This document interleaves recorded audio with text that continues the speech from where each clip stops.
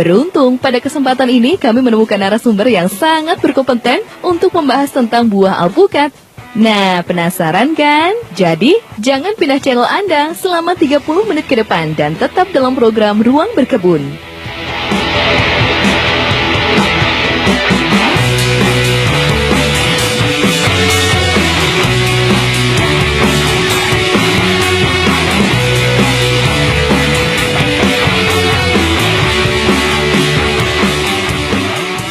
Assalamualaikum warahmatullahi wabarakatuh. Perkenalkan, kami dengan Agus Riyadi dari Pusbikat, Pusat Bibit dan Buah Alpukat yang kebetulan berada di Jalan Ambarawa, Bandungan, kilometer 3, tepatnya di Kampung Baran Gembongan, ikut Kelurahan Baran, Kecamatan Ambarawa, Kabupaten Semarang, Jawa Tengah. Hari ini insya Allah kita akan sedikit berbincang-bincang tentang alpukat. Kenapa kita kok budidaya alpukat, bagaimana prospeknya dan bagaimana masa depan atau pangsa pasarnya, bagaimana manfaatnya untuk umat nantinya. Nah, hari ini alasan pertama orang bertanya kenapa kita kok budidaya alpukat. Karena menurut kami, hemat kami, buah alpukat ini adalah buah yang kaya gizi, bikin badan kita sehat dan kantong berisi. Sebelumnya kami pernah berdagang buah-buahan yang lain, seperti rambutan, durian, dan lain sebagainya. Tetapi pada akhirnya kami lebih jatuh hati kepada alpukat. Karena satu, alpukat ini bisa dikonsumsi oleh semua kalangan, dari anak-anak yang belum memiliki gigi sampai kakek nenek yang sudah kehabisan gigi. Ini boleh dan aman untuk konsumsi alpukat. Nah, secara ekonomis ini sangat membantu perekonomian warga, yang mana bisa dikembangkan, bisa ditanam di depan rumah, di belakang rumah. Itu tidak mengganggu aktivitas yang ada, tetapi sangat membantu perekonomian mereka. Contohnya pohon yang baru sebesar ini, ya mungkin segede badan saya ini kalau cari duit 1-2 juta dalam per tahunnya, itu insya Allah sangat mudah. Nah, ini akan sangat membantu perekonomian warga. Jadi, saya budidaya alpukat ini karena berawal dari pasar. Jadi, kegiatan usaha pertanian ini awalilah dari pasarnya, bukan dari kebunnya. Kenapa? Karena sebagai tolak ukur kesuksesan pertanian, mohon maaf, menurut kami ini adalah di pemasaran. Petani bisa menanam, bisa menghasilkan produk yang bagus, ketika endingnya tidak bisa menjual, maka petani itu yang akan menjadi korbannya. Betapa banyak generasi kita ini menjadi ogah-ogahan untuk menjadi petani. Karena apa? Hasilnya mereka kurang maksimal atau kurang menguntungkan. Tapi dengan budidaya ataupun bertani alpukat ini, insya Allah generasi petani akan menjadi lebih cemerlang.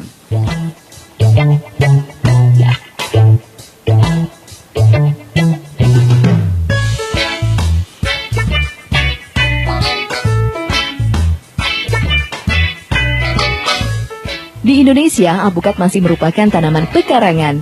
Namun, buah ini dapat ditemukan hampir di seluruh daerah di Indonesia.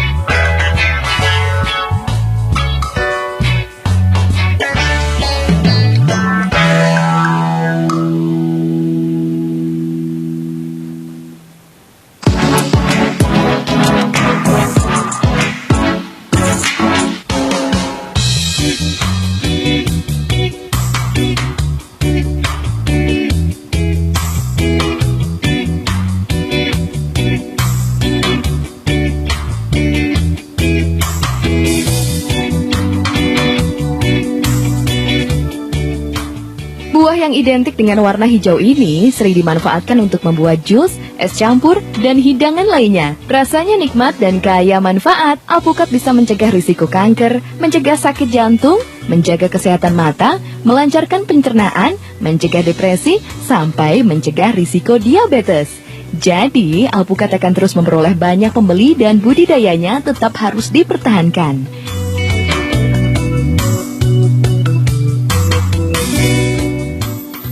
Pemirsa, kita akan belajar bersama tentang bagaimana cara mengembangkan tumbuhan alpukat atau tanaman alpukat. Ada yang hanya tanam dari biji, kemudian dibiarkan. Itu resikonya akan lama berbuah dan tidak jelas nanti hasil buahnya. Karena kemungkinan besar atau 90% itu akan berubah daripada induknya.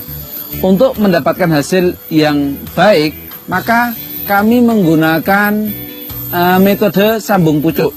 Nah, bibit alpukat yang dari biji akan tumbuh seperti ini. Kemudian kita ambilkan mata tunas dari pohon alpukat yang sudah berbuah. Contohnya ini adalah indukan pohon alpukat wina. Kita ambil, cari mata tunasnya itu yang besar. Nah, kita ambil seperti ini.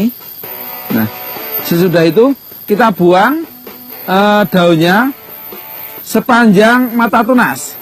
Fungsinya untuk melindungi mata tunas biar tidak rusak.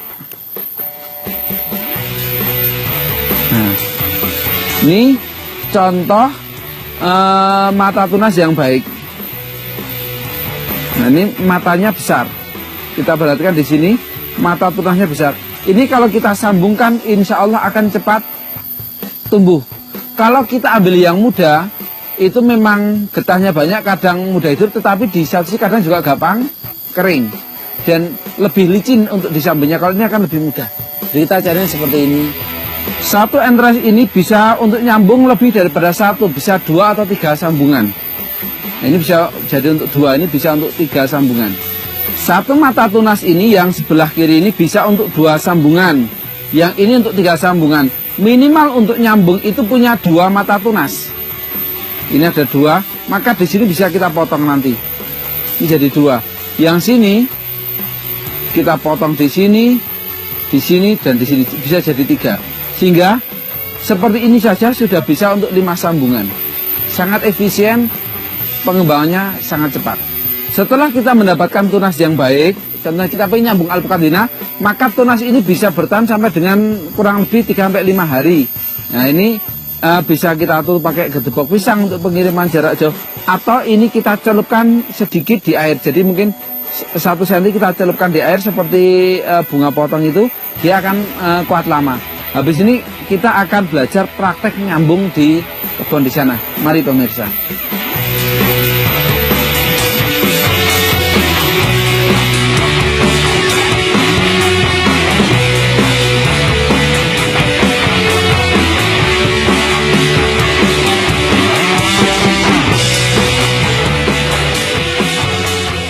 Setelah biji kita tanam, kita tunggu 3 sampai dengan 5 bulan akan tumbuh bibit alpukat yang seperti ini. Kita tanamnya bareng, tapi tumbuhnya tidak akan bareng. Ini kita ambil yang gelombang pertama yang berarti tumbuhnya lebih awal dibanding teman-temannya. Kalau tanaman ini kita bikin di tempat terbuka, tidak dengan sistem sungkup, maka daun itu akan full dari bawah. Tapi kalau kita mohon maaf beli bibit alpukat kok kutilang, kurus tinggi langsing, nggak ada daunnya di sini, berarti dia usia masih sangat belia. Dia disungkup mungkin hanya usia 2-3 bulan sudah disambung. Kalau ini agak lama, tapi insya Allah dia lebih kuat. Batangnya sudah hijau, tidak lagi merah. Setelah tanaman dengan ketinggian kurang lebih 30 sampai dengan 50 cm, bisa kita lakukan penyambungan. Bahan yang pertama kita siapkan pisau yang tajam dan steril. Nah, jadi mau pakai merek apapun boleh, yang penting tajam dan steril. Yang kedua, siapkan tali. Tali ini bisa kita gunakan rafia, bisa dari karung, atau bisa menggunakan plastik es yang menurut kami ini cocok karena lentur. Nah, ini caranya adalah kita gulung.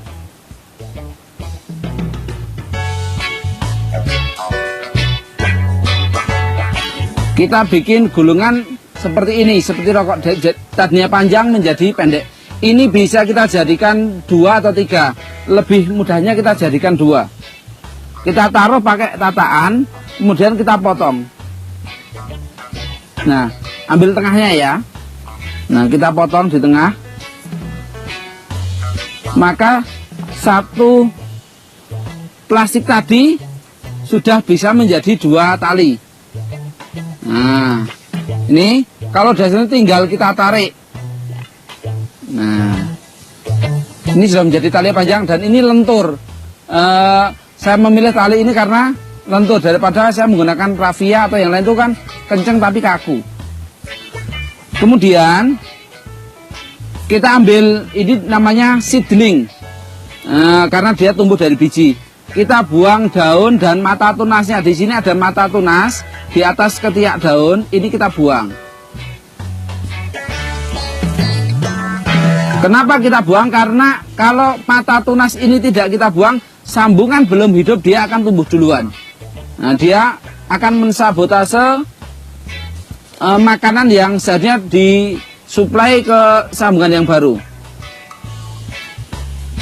Kita motongnya dari atas berapa senti bebas. Yang penting sekiranya kuat, tidak terlalu ke bawah, dan kita mau polkan di atas boleh, agak ke bawah juga boleh. Yang penting masih empuk. Nah, oke. Posisi potongan ini kurang lebih sepanjang dengan plastik yang kita gunakan untuk menutup. Daun jangan kita habiskan, biarkan dia masih tersisa karena untuk proses memasak. Kalau daun kita habiskan biasanya agak lambat dibanding yang ada daunnya seperti ini. Kalau sudah, di sini kita potong tengah atau kita belah. Simetris boleh, disambungin boleh, miring juga boleh. Jadi banyak gaya yang bisa kita gunakan atau kita perhatikan. Karena ini masih muda, paling efisien menurut hemat kami adalah potong tengah. Nah, kurang lebih 2 cm. Udah, ini kan sudah terlihat terbelah, simetris di tengah. Kemudian mata tunas yang kita ambil tadi, mau kita jadikan 2 boleh, jadikan 1 juga boleh. Posisi mata tunas entres ada yang bulat, ada yang pipih. Kita cari pada permukaan yang lebar untuk kita pipihkan. Kanan dan kiri. Sehingga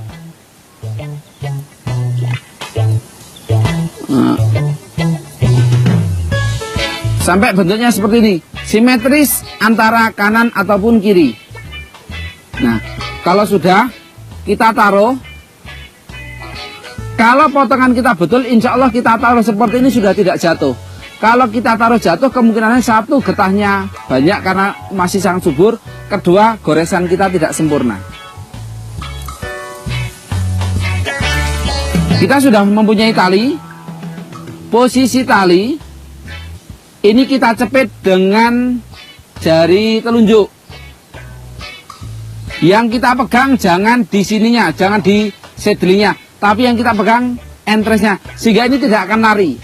Kalau yang kita pegang seedlingnya di sini, maka ketika dipegang dia akan lari karena dia masih mengandung getah. Oke.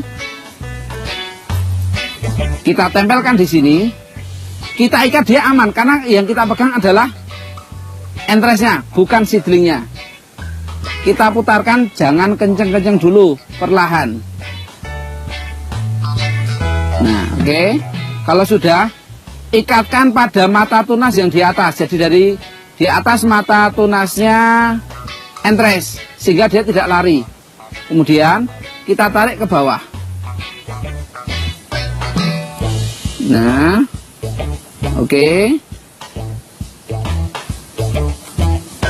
Nah, semakin lama semakin kencang. Ini insya Allah sudah tidak akan lari karena sudah dinikahkan. Nah, diikat. Sambungan betul. Ini diangkat, dia tidak akan lepas. Ya, ini tandanya sambungannya sudah betul. Posisi dia rapat dan kencang. Oke, tali ini bagaimana mengikatnya? Kita masukkan. Jadi ini kita longgarkan dikit, kita masukkan di sini. Nah, kita tarik sekali sudah selesai. Kalau sudah kita ikat seperti ini, maka kita tutup. Fungsinya satu untuk menjaga kelembapan, dua juga biar tidak terkena air embun atau air hujan sehingga terjadi infeksi. Kalau sudah seperti ini, taruh di tempat yang teduh, contohnya di bawah paranet. Kalau terlalu terik, resikonya terkadang gagal. Meskipun terkadang juga banyak juga yang berhasil. Kalau sudah seperti ini, kita taruh di tempat yang teduh.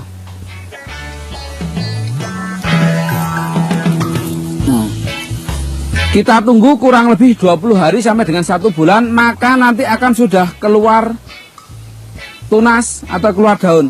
Kalau di sini sudah keluar di ketiak-ketiak tadi di mata tunas itu sudah menjadi daun, maka ini kita lepas. Ketika sambungan sudah selesai atau sudah tertutup seperti ini, kemudian kita taruh di tempat yang teduh, berikan penyiraman secukupnya.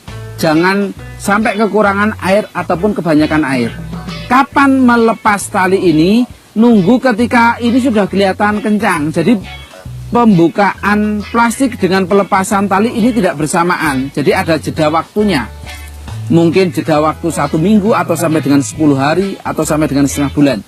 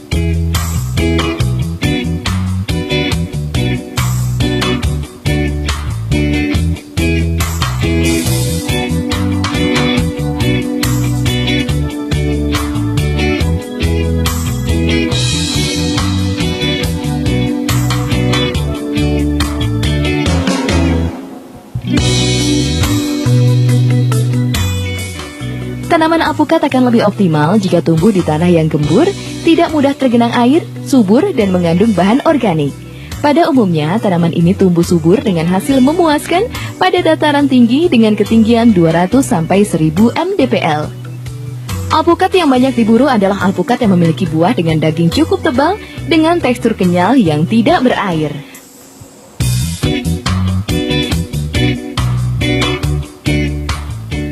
Budidaya alpukat ini gampang-gampang susah. Umumnya alpukat ini tidak cocok ketika ditanam di persawahan.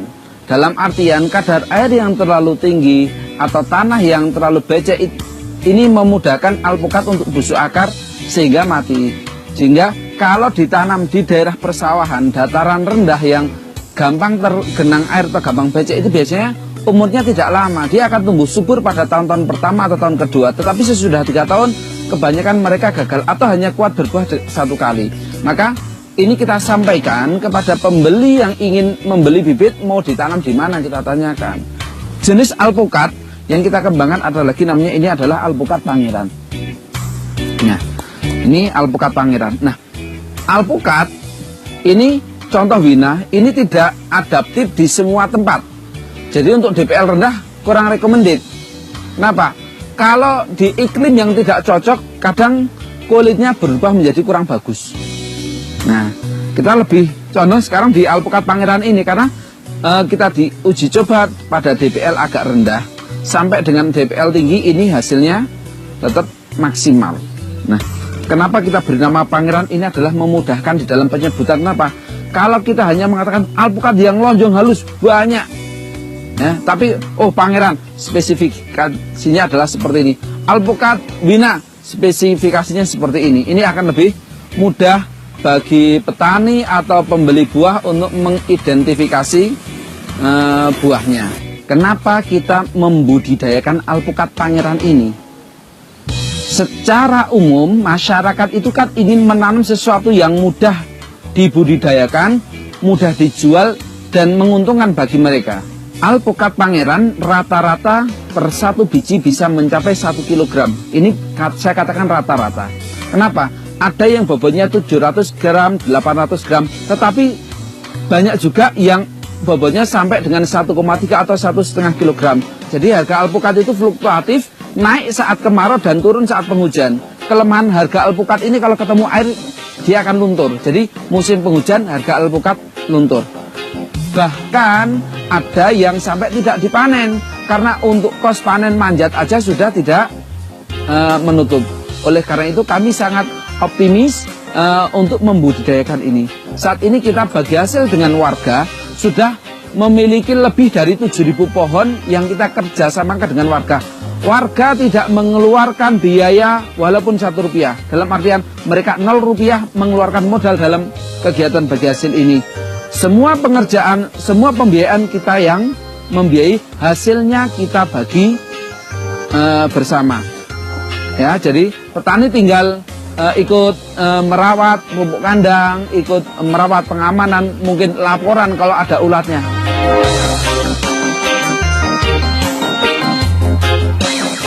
Dalam bertani tentu kita akan menghadapi suatu problematika. Di antaranya adalah hama. Tadi kita sebutkan orang takut menanam alpukat karena mereka takut dengan ulat. Tetapi dengan kita rajin memberikan semprot baik secara pestisida yang organik ataupun yang kimiawi, semuanya atau masing-masing bisa kita aplikasikan. Sehingga utamanya alpukat itu jangan sampai satu ada ulatnya. Yang kedua, jangan ada embun jelaga atau orang bilang kebul putih. Jadi kupu-kupu yang mengeluarkan serbuk putih dia akan menutup pori-pori daun. Nah, nanti kalau pohon itu tertutup pori-porinya, dia tidak bisa masak, maka pohon itu tidak akan sehat. Itu hama utama. Yang ketiga ada hama seperti keong-keong kecil itu di ranting. Ini juga harus kita basmi, kalau tidak pohonnya akan mati. Yang ketiga ada ulat yang di dalam batang, tapi itu tidak begitu banyak. Nah, obat-obatannya apa yang kita gunakan sesuai dengan apa yang ada di daerah kita, karena dengan hama yang sama di tempat berbeda itu terkadang dosisnya juga akan berbeda. Ada tempat yang hamanya sudah bandel nih, dikasih dosis 1 cc tidak mau, maka dia harus 1,5 atau dengan 2 cc.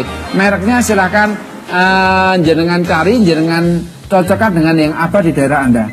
Pupuk yang utama tadi kita sampaikan pupuk kandang kambing, kemudian bisa kita tambah dengan NPK atau pupuk kimia yang lainnya. Penggemar alpukat itu sangat banyak, tetapi yang kecewa karena membeli alpukat juga sangat banyak. Kenapa kecewa? Mereka beli, nggak bisa matang, nggak bisa dimakan. Nah, triknya bagaimana? Alpukat yang bagus itu adalah yang tua. Jenis apapun kalau tua insya Allah bisa matang dan rata-rata enak. Syarat utamanya adalah tua. Ciri alpukat tua, 1, dilihat dari permukaan kulit. Ini beda jenis, beda ya. Kalau pangeran semakin tua dia semakin mengkilat. Jadi bukan semakin keriput. Yang kedua, coba kalau kita sentil, bunyinya terasa kendor, seperti kita menyentil durian, seperti kita menyentil nangka. Kalau dia sudah kendor, tandanya dia sudah tua. Kalau kita sentil dia masih kencang, maka dia masih muda. Ciri yang lain, ada orang yang dikocok. Nah, dikocok ada yang biji itu sudah lepas dari daging, maka dia kocok.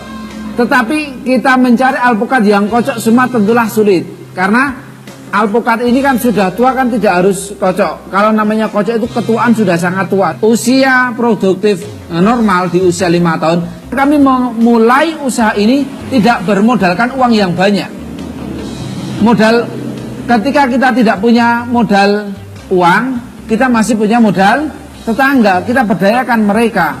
Lahan mereka ada, bisa kita berdayakan. Atau kita bisa memulai dari sesuatu yang kecil. Kita bisa tanam 5 atau 10 pohon. Yang penting dirawat dengan maksimal, tentunya bisa.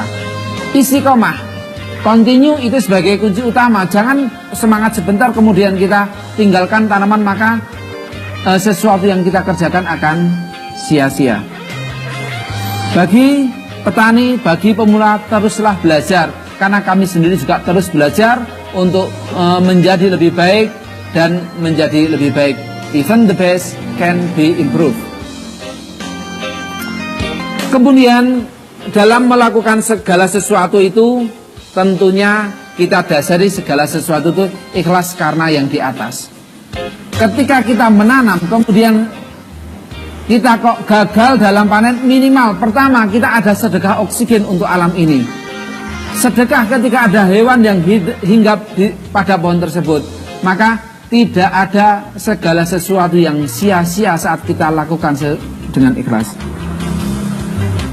Bagi petani yang bermitra dengan kami, insya Allah kami siap untuk membeli hasil panen. Jadi hasil panen ini Anda panen, kita timbang, uang langsung kita bayarkan, insya Allah tidak akan kita hutang.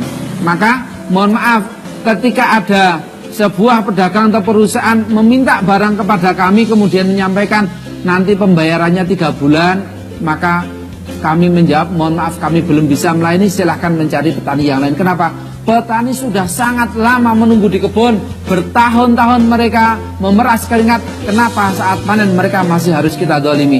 Ini adalah sesuatu yang sangat menyakitkan bagi petani. Mari kita beli hasil produk petani dengan harga yang pantas, dengan pembayaran yang baik, dengan timbangan yang baik, sehingga sesuatu yang diterima dengan baik, feedbacknya adalah doa-doa yang baik yang akan kita dapatkan. Bagaimana media promosi yang terbaik? Media promosi yang terbaik adalah dari pelanggan. Kenapa? Dan racun yang terbaik juga dari pelanggan. Maka berikanlah segala sesuatu yang terbaik. Kalau kita mau jual, jualah sesuatu yang jelas, karena kita berpikir untuk mencari rezeki jangka panjang. Berikan pembayaran yang baik, berikan timbangan yang baik. Bagi pedagang, silakan ambil dengan keuntungan yang cukup. Jangan terlalu menyakiti petani. Jadi win-win solution. Kita sama-sama jalan, petani untung, pedagang untung, penikmat ataupun konsumen juga untung. Bagi para pemuda, bagi para pemirsa sebangsa dan setanah air, marilah kita menjadi petani. Agar ekonomi kita ini menjadi kuat, marilah menjadi petani, menjadi sayyidul biladi wa malikuhul hakiki. Menjadi tuan di negeri sendiri, menjadi raja yang sesungguhnya. Kita kuat dalam pangan, maka kita akan berdaulat. Yang ingin belajar, yang ingin menyambung silaturahim, bisa di Facebook atau di Instagram Pusbikat atau Pusat Bibit dan Buah Alpukat. Alhamdulillah kita menjalin kerjasama dengan berbagai pihak dan di berbagai daerah. Kita bisa melanjutkan silaturahim di 081 325 327 328. Mari kita belajar bersama-sama agar hidup ini lebih bermanfaat bagi sesama. Salam Pusbikat, tebar manfaat bagi umat. Assalamualaikum warahmatullahi wabarakatuh.